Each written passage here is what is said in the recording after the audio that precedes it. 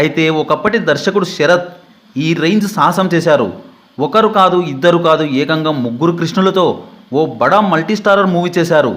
అదే సుల్తాన్ మూవీ. బాలకృష్ణతో పెద్దన్నయ్య, వంశానికొకడు వంటి black busters అందించిన ఆయన సుల్తాన్ అనే భారీ బడ్జెట్ సినిమా చేస్తున్నారు. అది కూడా super star Krishna, rebel star Krishnamraju వంటి బడా హీరోలతో చేస్తున్న మల్టీస్టారర్ అంటే అప్పట్లో అది బాహుబలి రేంజ్ అటెంప్ట్ అంటే చెప్పాలి. నేటితో 25 ఏళ్ళు పూర్తి చేసుకుంటుంది సుల్తాన్ మూవీ. ఈ మూవీ విశేషాలు చూద్దాం. 1999 సంక్రాంతికి బాలకృష్ణ హీరోగా వచ్చిన సమరసింహారెడ్డి ఇండస్ట్రీ హిట్ అయింది. ఆ వెంటనే సుల్తాన్ వంటి భారీ ప్రాజెక్ట్కి బాలకృష్ణ గారు సైన్ చేశారు. ఈ మూవీపై హైప్ కూడా భారీగా పెరిగింది.